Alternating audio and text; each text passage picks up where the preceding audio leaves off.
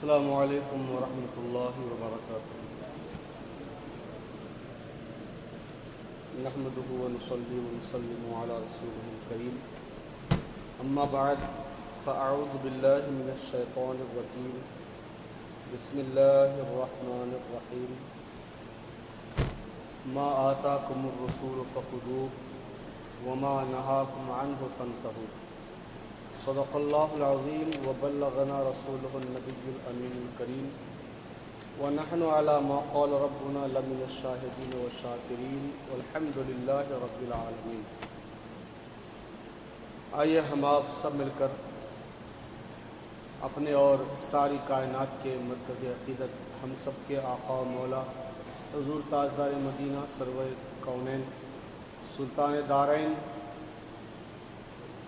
جناب احمد مجتبیٰ محمد مصطفیٰ ارواحنا فدا صلی اللہ تعالی علیہ وسلم کی بارگاہ بےکس پناہ میں انتہائی خلوص و محبت و عقیدت و احترام کے ساتھ درود و سلام کا ہدیہ پیش کر لیں۔ اللہم صلی علی سیدنا حبیبنا شفیعنا مولانا محمد وعلی آل سیدنا مولانا محمد بارک وسلم، صلاۃ و سلام علیک یا رسول اللہ صلی اللہ تعالی علیہ وسلم۔ ہمارے حضور صلی اللہ علیہ وسلم نے حجۃ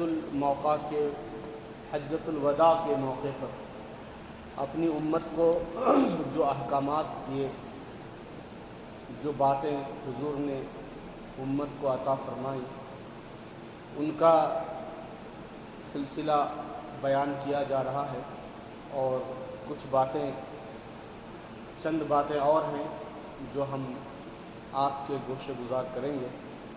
اس سے پہلے ہم نے بیان کیا کہ رسول اللہ صلی اللہ علیہ وسلم نے ارشاد فرمایا تھا کہ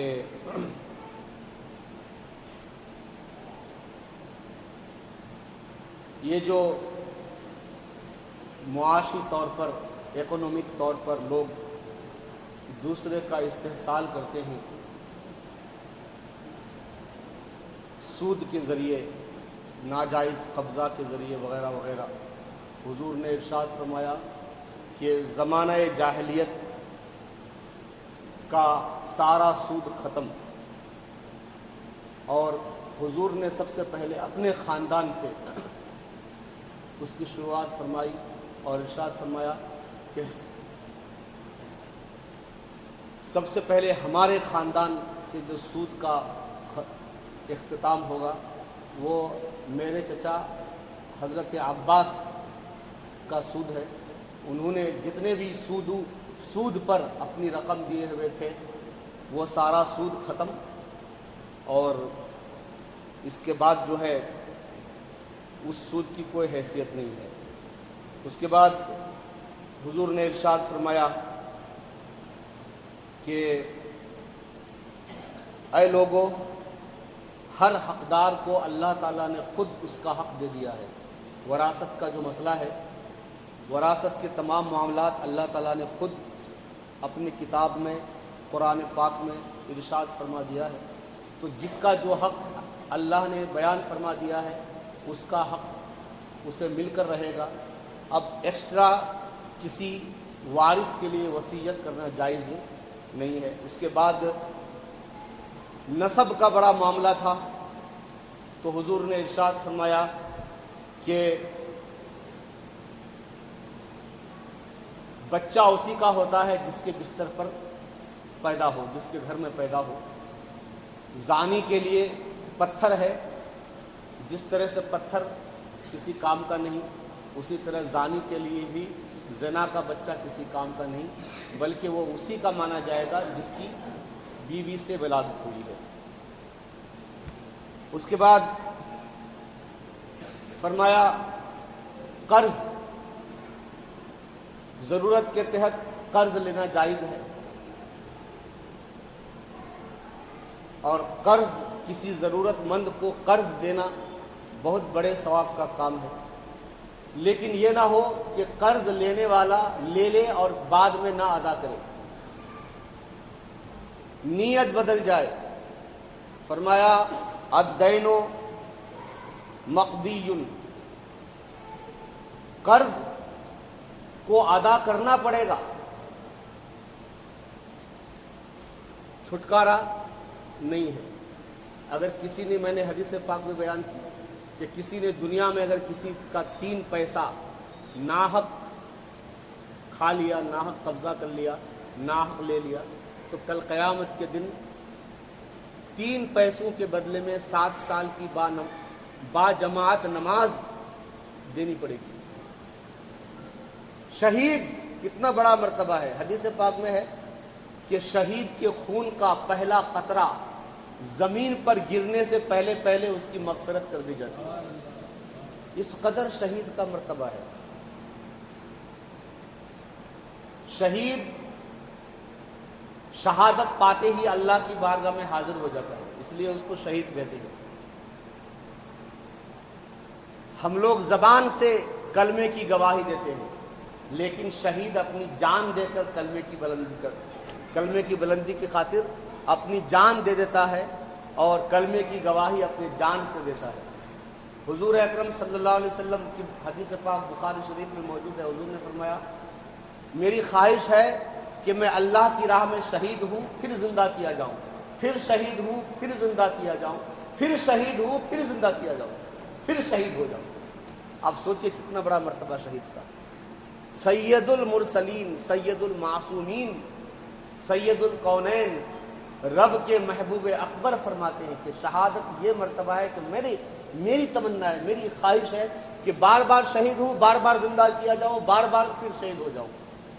آپ سمجھ سکتے ہیں کہ شہادت کتنا مرتبہ، کتنا بڑا مرتبہ ہے، لیکن اس کے باوجود حدیث پاک میں ہے کہ شہید کا ہر گناہ معاف ہو جاتا ہے سوائے اس کے قرض کے۔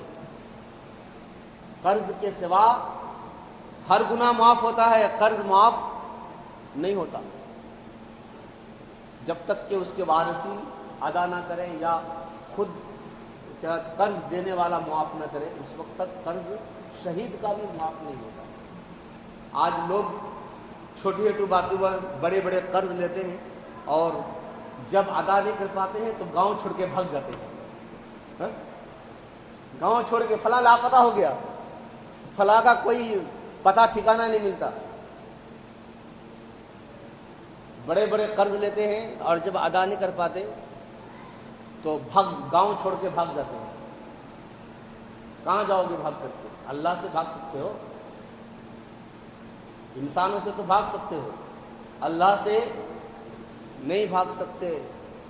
ان بطش ربک لشدید، تمہارے رب کی پکڑ بہت سخت ہے۔ بہت سے ایسے سننے میں آتا ہے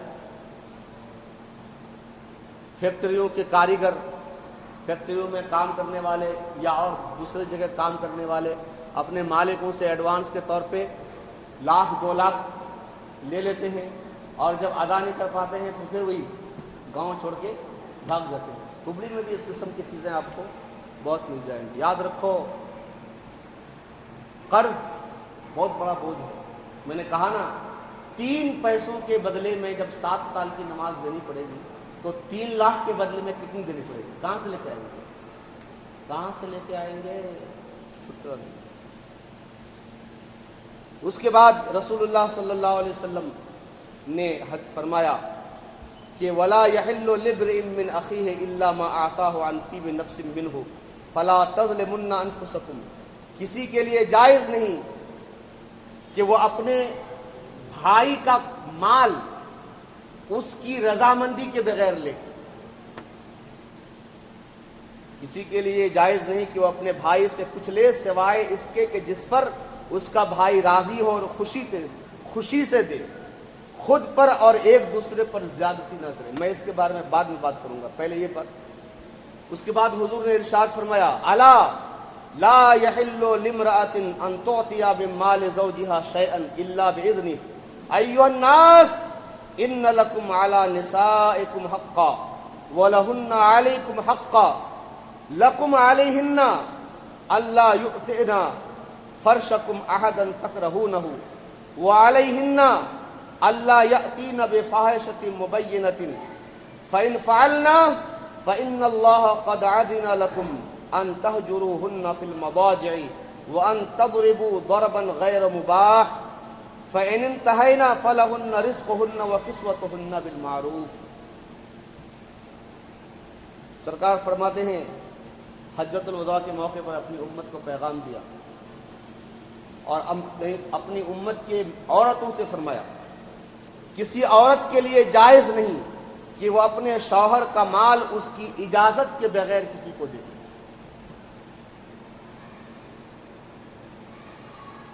شوہر کا مال اجازت کے بغیر کسی کو دے، عورت کے لیے یہ جائز نہیں ہے۔ ہاں شوہر کی طرف سے اجازت ہو تو دے سکتی ہے۔ اب رہ گئی بات، یہ بھکاری وغیرہ آتے ہیں بھیک مانگنے کے لیے دروازے پر، عورتیں کچھ نہ کچھ دے دیتی ہیں، تو یہ چیز جو ہے معروف ہے، یہ عرف عام کا مطلب رواج، چلن، مسلمانوں میں یہ چلن ہے کہ عورتیں جو ہے فقیروں کو کچھ نہ کچھ دے دیتی ہیں اور شوہر کو اس پر اعتراض نہیں ہوتا، تو یہ اتنا کر سکتی ہے۔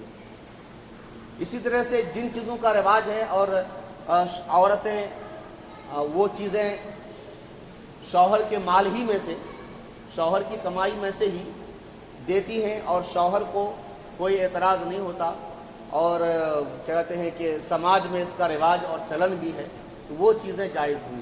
اسی طرح سے عورت جو ہے اپنے بچوں کی پرورش کے لیے جو واجبی مناسب جو خرچہ ہونا چاہیے شوہر کے پاس ہونے کے باوجود نہیں دیتا۔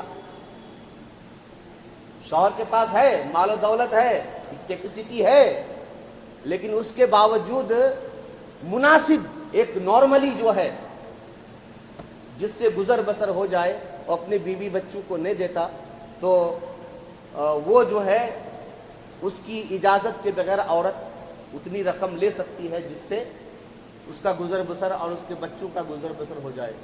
حضرت ہندہ جب ایمان لائیں، حضور کی بارگاہ میں حاضر ہوئی، عرض کی یا رسول اللہ، ابو سفیان میرے شوہر بڑے بخیل ہیں، میرے اور میرے بچوں کا خرچ جتنا ہونا چاہیے اتنا نہیں دیتے ہیں، تو کیا میں ان کی اجازت کے بغیر اپنے اور بچوں کے خرچ کے لیے لے سکتی ہوں؟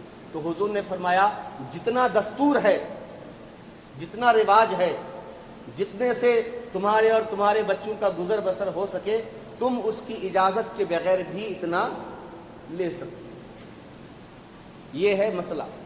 اب اس کے بعد شوہر کے مال سے چوری چھپے بھائی کی مدد کرنا، بہن کی مدد کرنا، اس کی مدد کرنا، اس کی مدد اچھی بات ہے، لیکن ناجائز طور پہ نہیں ہونا چاہیے نا۔ جس چیز کی اجازت نہیں ہے وہ نہیں ہونی چاہیے۔ حضور نے فرمایا کوئی عورت، کسی عورت کے لیے جائز نہیں کہ وہ اپنے شوہر کا مال اس کی اجازت کے بغیر کسی کو دے۔ ہاں اگر وہ اجازت دیتا ہے تو سبحان اللہ، بہت اچھی بات ہے۔ اس کے بعد مردوں سے فرمایا ان لکم علی نسائکم حقا ولہن علیکم حقا، لوگوں تمہارے اوپر تمہارے بیویوں کے کچھ حقوق ہیں اور عورتوں کے اوپر تمہاری بیویوں کے اوپر تمہارے کچھ حقوق ہیں۔ سمجھ رہے آپ نا؟ ایسا نہیں کہ سارا حق خالی شوہر کا ہی ہے، ویسا نہیں ہے۔ جس طرح شوہر کے حقوق بیوی پر ہیں، اسی طرح سے بیوی کے حقوق بھی شوہر کے اوپر ہیں۔ فرمایا لَكُمْ عَلَيْهِنَّ أَلَّا يُؤْتِينَ فَرْشَكُمْ أَحَدًا تَكْرَهُونَهُ، فرمایا عورتوں پر تمہارا حق یہ ہے کہ وہ اپنے پاس کسی ایسے شخص کو نہ بلائیں جسے تم پسند نہیں کرتے، جسے تم پسند نہیں کرتے، کسی ایسے آدمی کو اپنے پاس آنے نہ دیں، اپنے گھر میں آنے نہ دیں، ایسے سے میل جول نہ رکھیں۔ یہ مردوں کا حق عورتوں کے اوپر ہے۔ اب اس میں جو ہے بہت سی چیزیں، جن جن آدمیوں سے، جن جن لوگوں سے شوہر کو نفرت ہے یا شوہر پسند نہیں کرتا، گھر میں آنے کی اجازت اسے نہ دے عورت۔ اس کے بعد فرمایا کہ ولا وعلیہن اللہ یأتین بفاحشۃ مبینۃ، اور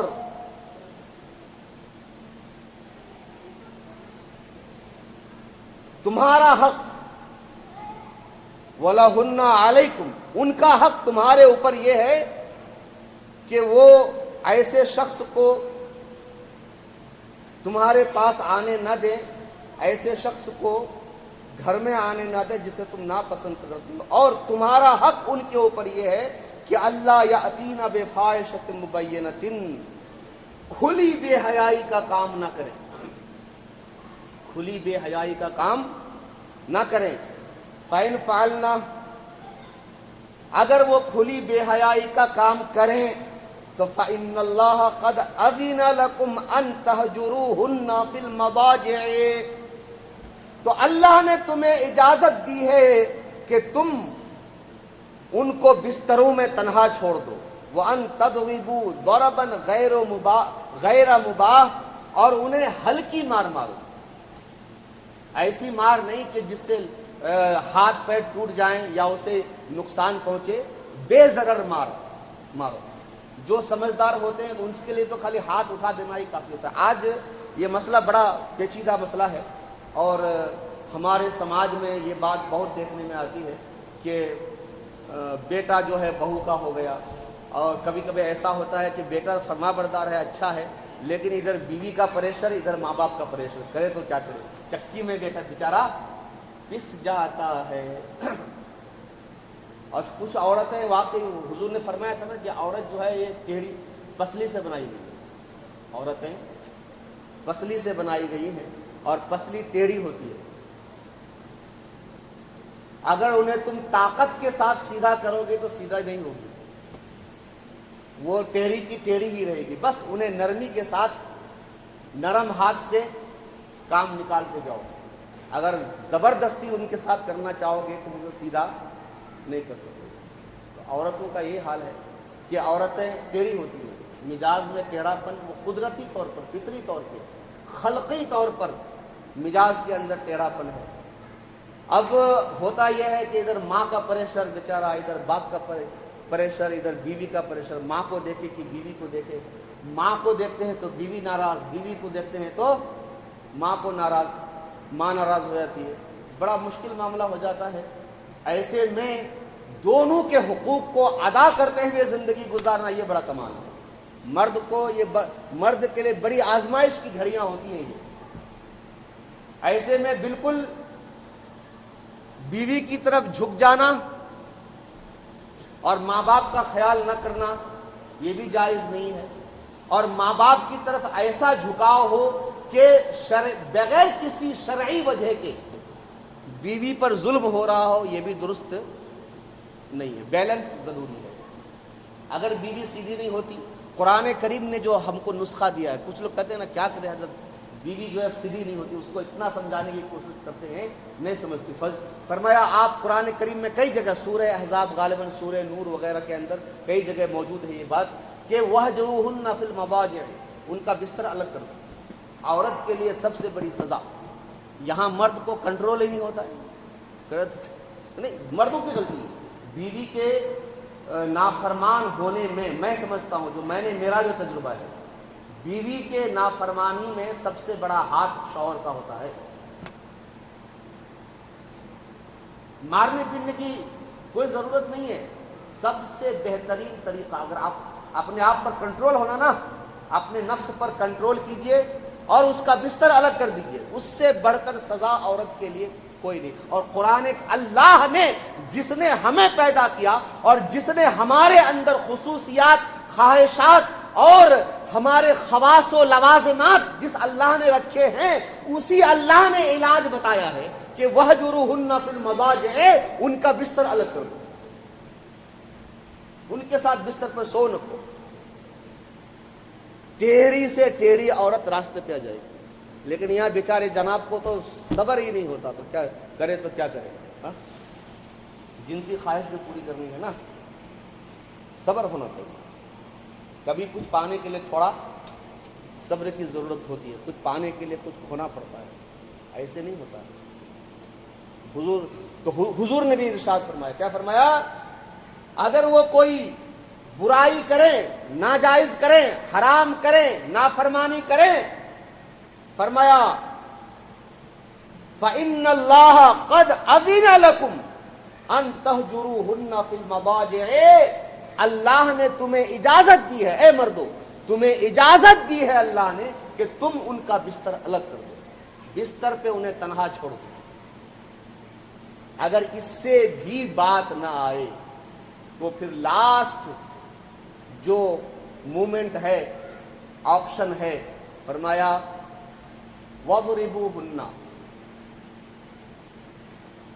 وَأَن تَضْرِبُوا ضَرْبًا غَيْرَ مُبْرَحٍ، نقصان دینے، غیر نقصان دینے والی، ایسی مار جو نقصان دینے والی ہو وہ نہیں، بغیر نقصان دینے والی مار مارو۔ سمجھدار کے لیے تو خالی ہاتھ اٹھا دینا کافی ہوتا ہے، اگر تھپڑ لگ گیا تو وہ تو اس کے لیے بہت بڑی بات ہے۔ لیکن یاد رکھیے مارنے میں کچھ لوگ جو ہے ہاتھ، لات، مکہ سب چلاتے ہیں بیوی پر اور اپنے آپ کو بہادر سمجھتے ہیں۔ کیا ہے یار، عورتوں پہ ہاتھ، یہ تو سماج میں بھی ہمارا ہے، کیا جی یہ کون سی بہادری ہے کہ عورتوں پہ ہاتھ اٹھاتے ہیں؟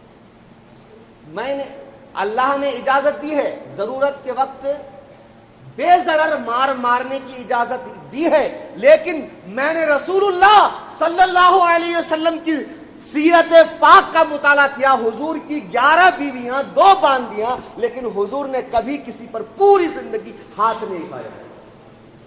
آپ کو بات سمجھ میں نہیں آ رہی؟ بات سمجھ میں نہیں آئی آپ کی؟ ضرورت کے وقت بے ضرر مارنے کی اجازت ہے، لیکن حضور کی سنت کریمہ یہ ہے کہ پوری زندگی مبارک میں حضور نے اپنی کسی زوجہ محترمہ پر ہاتھ نہیں اٹھایا۔ ایک بار ایسا واقعہ ہوا تھا، حضور ناراض ہو گئے تو حضور نے کیا کیا؟ حضور نے اپنا جو ہے سامان لے کر کے آپ بالا خانہ پہ چلے گئے، 1 مہینے تک ان کو چھوڑے رکھا، بس کسی بیوی صاحبہ کے پاس نہیں گئے، اور اس کا اثر ایسا ہوا کہ بالکل سیدھی ہو گئی۔ سبحان اللہ، عملی طور پہ حضور نے کر کے بھی دکھایا۔ کچھ لوگوں کو بیوی کو مارنے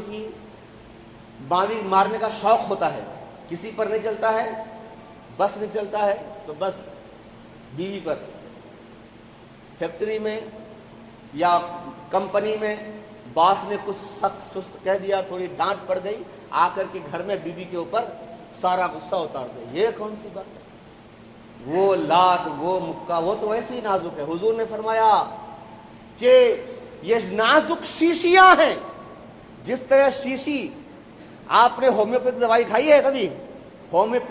اب پہلے زمانے میں جو ہے، میں اپنے بچپن میں دیکھتا تھا، یہ سب اتنے کہاں ٹیبلٹ کیپسول وغیرہ کہاں ہوتے تھے، پورے گاؤں میں جو ہے ایک ڈاکٹر ہوتا تھا، وہ جو ہے وہ بھی کہتے ہیں کہ وہ سفید ٹیبلٹ ہوتے، ہر بیماری کے لیے وہی دوائی دیتے تھے، اور لوگ ٹھیک بھی ہو جایا کرتے تھے۔ اور ہومیوپیتھک والے جو ہے وہ ایک دم باریک سی پتلی ایک دم نازک شیشی ہوتی ہے، اس میں لکوڈ ڈال کے دیا کرتے تھے، وہ 1 بوند 2 بوند 4 بوند 5 بوند لے کر کے دن میں 3 بار پینا۔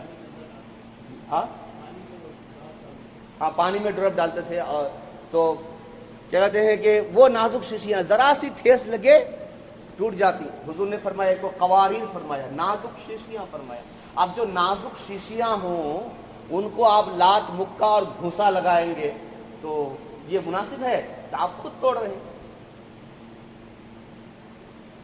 تو ضروری ہے کہ ان چیزوں کا خیال رکھا جائے۔ حضور نے، اللہ نے اور اللہ کے رسول نے طریقہ بتایا ہے کہ اگر بیوی سیدھی نہیں ہوتی، نافرمانی سے باز نہیں آتی، تو وَاهْجُرُوهُنَّ فِي الْمَضَاجِعِ، ان کا بستر الگ کر دو، اپنا بستر الگ کر لو۔ اس سے بڑی سزا عورت کے لیے کچھ نہیں ہو سکتی۔ اور اس سے بھی اگر باز نہ آئے، پھر بھی کام نہ چلے، تو وَأَن تَضْرِبُوا ضَرْبًا غَيْرَ مُبَاحٍ، تو انہیں معمولی مار، غیر مبرح کا معنی وہ بہت معمولی، ہلکی مار۔ حضور نے ارشاد فرمایا، بخاری شریف میں کتاب العلم کے اندر یہ حدیث پاک موجود ہے، حضور نے فرمایا تم میں سے کوئی اپنی بیوی کو جانوروں جیسی مار نہ مارے، جانوروں جیسی مار نہ مارے، کیونکہ پھر اس کو گلے بھی تو لگانا ہے. ابھی مار لیا رات میں، پھر اسے گلے بھی لگا. کیا یار، جس سے ہر وقت پالا پڑنا ہی ہے اس کو اس طرح مارنا. میرے آقا نے کتنی پیاری بات فرمائی کہ اپنی بیویوں کو، اس کو فرمایا ضرب فحل، جس طرح بیل کو مارتے ہیں اس طرح سے بیویوں کو نہ کو مارو. فرمایا کیونکہ پھر تم کو اس سے گلے بھی لگانا ہے، تو جس کو پھر گلے لگانا ہے اس کو اس طرح مارنا بالکل مناسب نہیں ہے. قسم خدا کی آپ اسلامی تعلیمات کو دیکھیں، اتنی پیاری پیاری تعلیمات ہیں نا.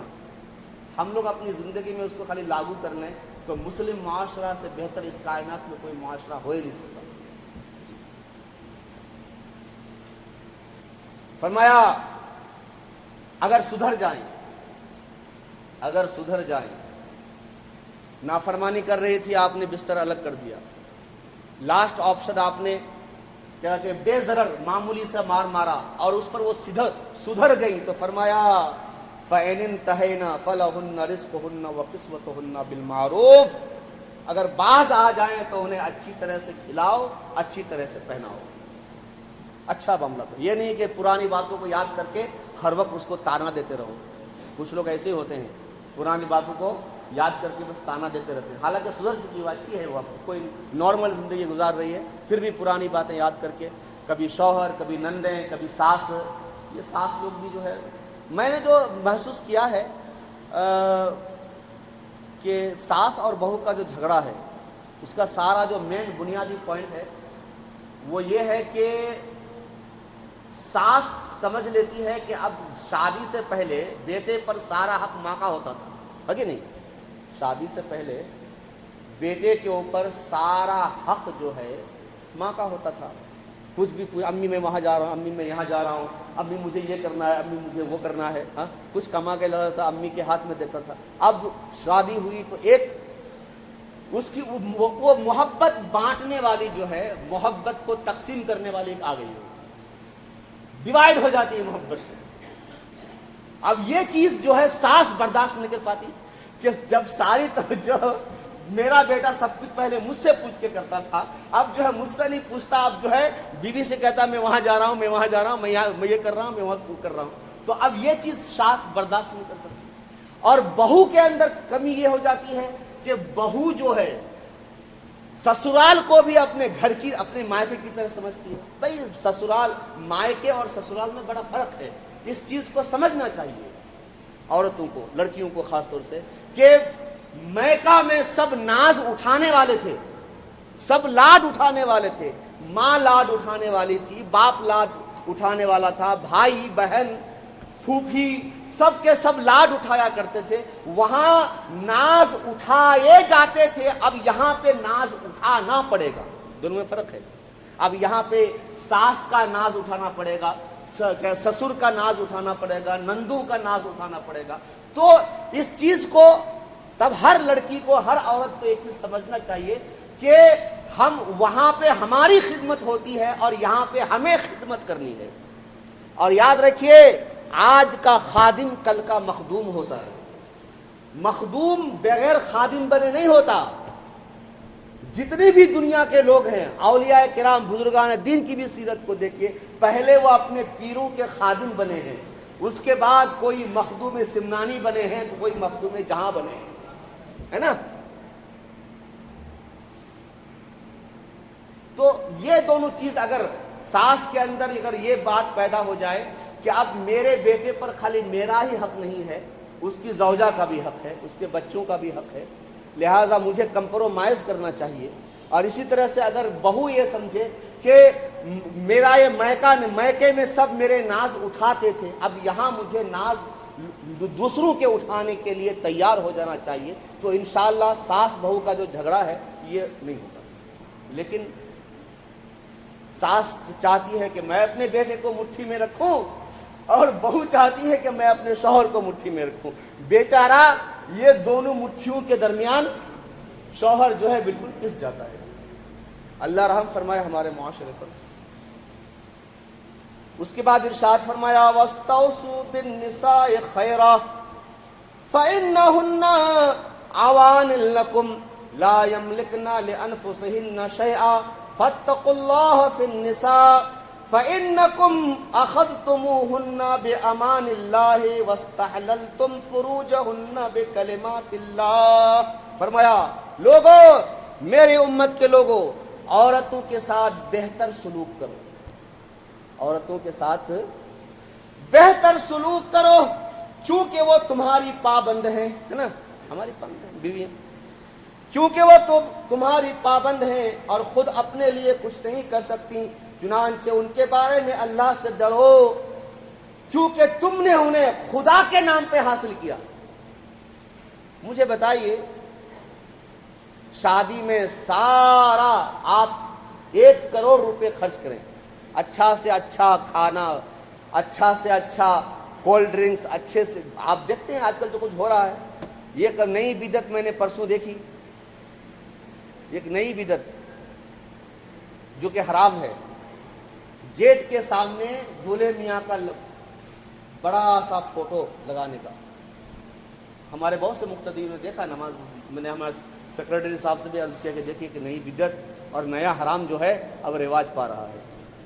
یاد رکھیے، مشکات شریف کے اندر حدیث پاک موجود ہے، حضور نے ارشاد فرمایا، جو اسلام میں کوئی نئی چیز، اچھی چیز ایجاد کرے تو اس پر عمل کرنے کا ثواب اس کو بھی ملے گا، اور اس کے بعد جتنے لوگ اس پر عمل کریں گے ان سب کو بھی ثواب ملے گا، اور ان سب کے ثواب میں کوئی کمی ہوئے بغیر سارا ثواب اس ایجاد کرنے والے کو ہی ملے گا۔ اور جو اسلام میں کوئی بری چیز ایجاد کرے، کیا بری چیز ایجاد کرے، اس کا گناہ اس پر بھی ہوگا، اور اس کو دیکھ کر کے جتنے لوگ وہ گناہ کریں گے ان کو بھی ہوگا، ان کے گناہوں میں کوئی کمی ہوئے بغیر سارا گناہ اس ایجاد کرنے والے کو بھی ہوگا۔ بڑا مشکل معاملہ ہے، کئی کو ایسی نئی نئی چیزیں ایجاد کر رہے ہیں جی، ہاں، پیسہ کا مطلب یہ تھوڑی ہے کہ آپ اس کو غلط استعمال کرو، کئی کو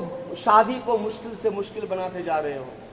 آج سے 10 سال پہلے یہی رضا ٹاؤن میں کتنی آسان شادی تھی، بہت آج کے حساب سے بڑی آسان شادی تھی، میز ٹیبل ہوتے تھے، کھانا جو ہے پلیٹ میں آتا تھا، باٹلیوں کا کوئی سسٹم نہیں تھا، کولڈ ڈرنکس کا کوئی، ایک مٹھائی کا ایک ہوتا تھا، یہ سب ہو۔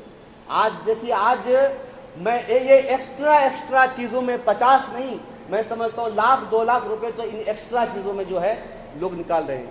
پہلے کہا یہ یہاں سے لے کر وہاں، حالانکہ حال بالکل سجا ہوا ہے، اس کے باوجود اب جو ہے باہر یہاں سے لے کر گیٹ تک پورا سجا رہے ہیں، کئی کو اس لیے اب ہاتھی گھوڑے بھی لے کر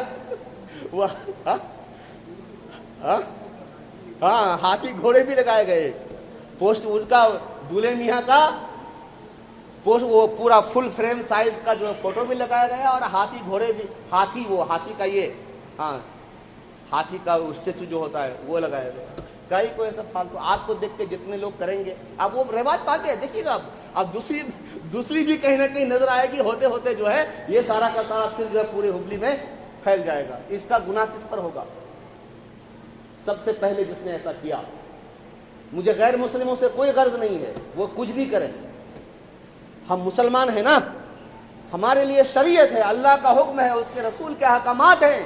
کئی کو شادی کو مشکل سے مشکل بناتے جا رہے جی، یہ سب فضول خرچی کم کرو، چھوڑ دو فضول خرچی۔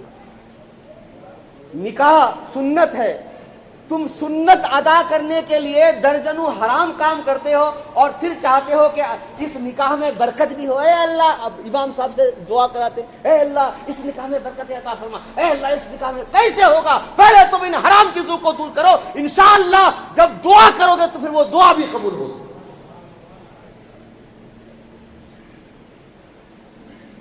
پورا چل رہا ہے پورا ایک دم، مولانا تھوڑا سا ادھر ہو جائیے، حضرت تھوڑا سا ادھر ہو جائیے، دولہے میاں کو ذرا سا پین ٹھیک سے پکڑیے، ادھر دیکھیے،